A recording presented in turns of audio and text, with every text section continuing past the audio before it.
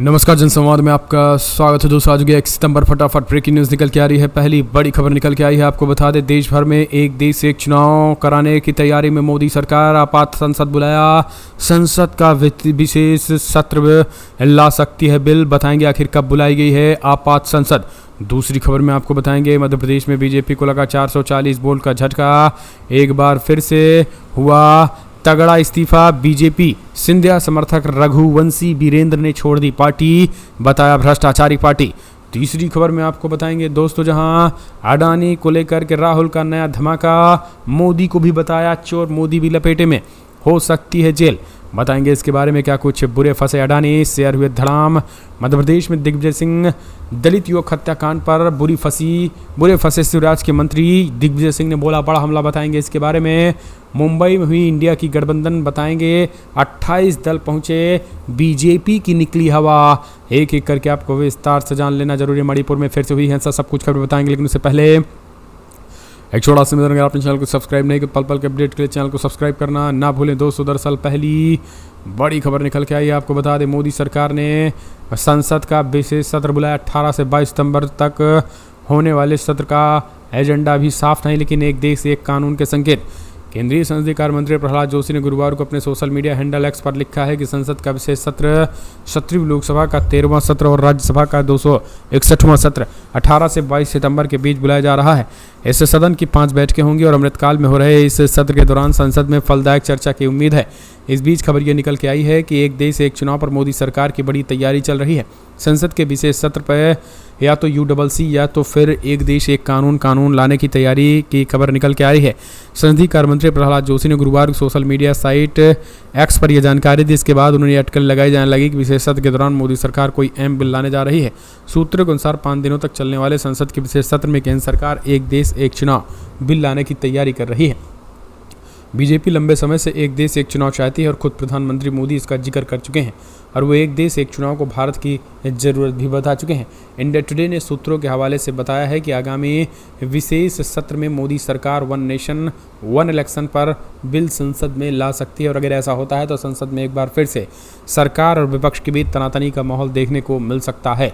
एक और खबर निकल के आई है। मध्य प्रदेश में बीजेपी को तगड़ा झटका। विधायक वीरेंद्र रघुवंशी ने छोड़ी पार्टी, दिया इस्तीफा। कांग्रेस में होंगे शामिल, सिंधिया को बताया गद्दार। भारतीय जनता पार्टी से नाराज चल रहे कोलारस के विधायक वीरेंद्र रघुवंशी ने आखिरकार पार्टी के समस्त पदों से इस्तीफा दे दिया। उन्होंने इस्तीफा देने के साथ ही केंद्रीय मंत्री ज्योतिरादित्य सिंधिया और उनके समर्थक मंत्री प्रद्युम्न सिंह तोमर, महेंद्र सिंह सिसोदिया और गंभीर आरोप लगाया है। रक्षाबंधन त्योहारों के निपटने के एक बार फिर से मध्य प्रदेश की सियासत में गर्माहट आ गई। कोलारस से विधायक वीरेंद्र रघुवंशी ने बीजेपी से इस्तीफा देते हुए कहा है कि 3 साल के कार्यकाल पर असंतोष जताया। उन्होंने कहा है कि बीजेपी के 3 साल के कार्यकाल में कोलारस में भ्रष्ट अधिकारियों की नियुक्ति की गई है। इसे लेकर उनके द्वारा लगातार मुख्यमंत्री शिवराज सिंह चौहान और पार्टी के वरिष्ठ नेताओं पर शिकायत भी की गई है, मगर किसी ने ध्यान नहीं दिया है। वीरेंद्र रघुवंशी ने केंद्रीय मंत्री ज्योतिरादित्य सिंधिया पर भी गंभीर आरोप लगाए हैं। उन्होंने कहा है कि सिंधिया के बीजेपी में शामिल होने के बाद भारतीय जनता पार्टी की रीति और नीति में बदलाव आ गया है। उनके भ्रष्ट मंत्रियों की वजह से वो बीजेपी से इस्तीफा दे रहे हैं। उन्होंने प्रद्युम्न सिंह तोमर और महेंद्र सिंह सिसोदिया पर भी गंभीर आरोप लगाए और वीरेंद्र रघुवंशी ने फिलहाल किसी और पार्टी को ज्वाइन करने की बात नहीं कही है, लेकिन ऐसा माना जा रहा है कि वो भविष्य में कांग्रेस का दामन थाम लेंगे। एक और खबर निकल के आई है दोस्तों, जहां अडानी पर राहुल गांधी फिर से हुए फायर। कहा देश को बर्बाद कर रहे अडानी और मोदी। राहुल गांधी अडानी के मुद्दे को लेकर मोदी सरकार पर फिर से हमला बोला। उन्होंने गुरुवार को एक बार फिर मोदी सरकार पर निशाना साधते हुए कहा कि आखिरकार अडानी समूह को बचाने में मोदी क्यों लगे हैं। मुंबई में प्रेस कॉन्फ्रेंस करते हुए उन्होंने कहा कि G20 का माहौल है और दुनिया भर में भारत की स्थिति के बारे में है। भारत जैसे देश के बारे में जो महत्वपूर्ण है वो ये है कि हमारे आर्थिक माहौल और यहाँ ऑपरेट होने वाले व्यापारों में समान अवसर और पारदर्शिता है। उन्होंने द गार्जियन और फाइनेंशियल टाइम्स में प्रकाशित खबरों के हवाले से कहा है कि सुबह 2 ग्लोबल फाइनेंशियल न्यूज़पेपर ने एक बयान महत्वपूर्ण प्रश्न उठाया। ये कोई रैंडम न्यूज़पेपर नहीं है, ये न्यूज़पेपर भारत में निवेश और बाकी दुनिया में भारत की धारणा को प्रभावित करते हैं। राहुल गांधी ने इस सिलसिले में 3 सवाल उठाए और उन्होंने कहा है कि पहला सवाल ये है कि ये अडानी का पैसा है या किसी और का है। इसके पीछे के मास्टरमाइंड विनोद अडानी नामक एक सज्जन है जो गौतम अडानी के भाई का है। दरअसल सवाल यहाँ पर यह है कि अडानी का पैसा जो है वो अडानी अपना ही पैसा अपने शेयर मार्केट में लगाकर अपने शेयर मार्केट को उछालता है और फिर ताकि लोग उनके शेयर मार्केट में पैसा लगाएं और करोड़पति खरबपति बने। एक और अपडेट, मध्य प्रदेश के गंगा जमुनी स्कूल में ड्रेस में हाई कोर्ट ने सुनाया फैसला, शिवराज सरकार को लगाई फटकार, प्रिंसिपल को दी जमानत। जी हां, दरअसल मध्य प्रदेश में हाई कोर्ट ने गंगा जमुना स्कूल के हिजाब मामले में अपना फैसला सुना और हाई कोर्ट ने प्रिंसिपल समेत 3 लोगों को सशर्त जमानत दे दी। जस्टिस डी के पालीवाल की पीठ ने शर्तें तय कर दी है कि हिंदू और जैन समुदाय के बच्चों को हिजाब पहनाने के लिए मजबूर न किया जाए। साथ ही कोर्ट ने आदेश दिया है कि स्कूल में किसी भी छात्र के कलावा तिलक देखकर रोका न जाए और किसी के तरीके से धार्मिक शिक्षा वाली बात ना हो। लेकिन इस बीच पूरे मामले में गंगा जमुनी स्कूल का कहना है कि ये तो हम पूरी तरीके से पहले ही कहते हैं, लेकिन यहाँ पर जो है वो जिस तरीके से हिजाब में दिखाया गया है ये तो केवल और केवल उन बच्चों की एक ड्रेस थी, यहाँ किसी को हिजाब पहनाया ही नहीं जाता है और ये चीज़ें जो है वो वहाँ पर उन्होंने कही हुई हैं। अगली एक और खबर, दलित युवक हत्याकांड, मध्य प्रदेश में दिग्विजय सिंह ने भूपेंद्र सिंह को बर्खास्त करने की मांग की। दिग्विजय सिंह ने आरोप लगाया है कि सागर जिले में एक दलित युवक की हत्या के मामले में बुधवार मध्य प्रदेश शहरी प्रशासन मंत्री भूपेंद्र सिंह के खिलाफ विभिन्न आरोप लगाते हुए उन्होंने कहा कि बर्खास्त करने की मांग की है।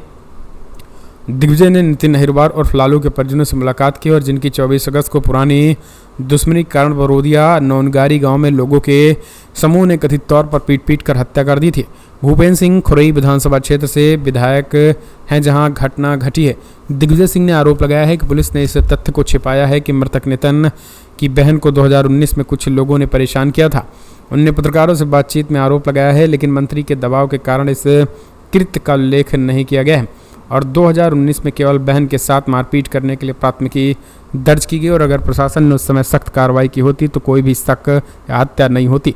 एक और खबर निकल के आई है, मुंबई में टीम इंडिया की तीसरी बड़ी बैठक, 28 दल आए साथ, भाजपा को लगा झटका, उद्धव ठाकरे ने डिनर को किया होस्ट। जी हाँ, दरअसल आपको बता दें महाराष्ट्र में जबरदस्त तरीके से विपक्षी महाजुटान रही और विपक्षी महागठबंधन में एक तरीके से उद्धव ठाकरे ने ताकत दिखाई और कहा भारतीय जनता पार्टी और एनडीए का सफाया होने जा रहा है। उन्होंने कहा है कि आज जो माहौल महाराष्ट्र खास करके पूरे देश भर में टीम इंडिया के समर्थन में बना है, बीजेपी इससे बौखलाई हुई और यही कारण है कि बौखलाहट के कारण बीजेपी को अब अपना जो है वो घर बचाती नजर आ रही। इतना ही नहीं, आपको बता दें कल तैयारी हो, आज 10 से 2 बजे तक बड़ी बैठक होने वाली और इस बीच 2 बजे के बाद जो है 3 बजे संभवतः प्रेस कॉन्फ्रेंस होगी जिसमें लोगों समेत कई मुद्दों पर चर्चा हो रही है।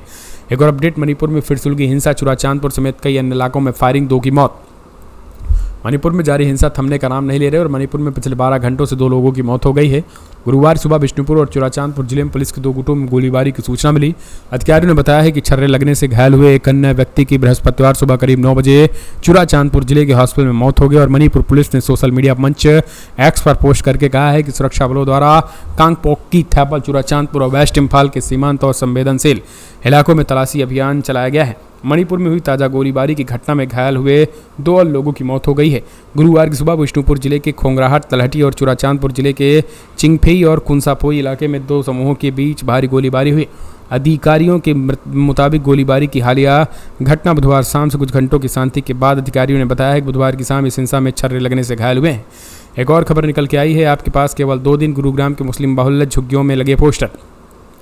हरियाणा की नूहू में 31 जुलाई को हिंसा के बाद अब शोभा यात्रा के दौरान हिंसा के बाद मुस्लिम समुदाय टारगेट पे है। अभी और रात को मेगा सिटी के सेक्टर 69 एक झुग्गी बस्ती में रहने वाले लोगों को धमकी भरे पोस्ट लगाए गए। इसी झुग्गी बस्ती के ज़्यादातर लोग मुस्लिम समुदाय से हैं। पोस्टर में उन्होंने जगह छोड़ने के लिए 2 दिन का अल्टीमेटम भी दिया गया और झुग्गी बस्ती में खासतौर पर मुस्लिम महिलाओं को टारगेट करते हुए पोस्टर लगाए गए हैं। ओबद्रियों ने मुस्लिम समुदाय को लेकर लगाए गए पोस्टर में चेतावनी दी है। पोस्टर में लिखा है कि झुग्गी वासियों, आपको आपका घर खाली करके यहाँ से चले जाना होगा। ऐसा नहीं करने पर नतीजा भुगतने के लिए आप तैयार रहें।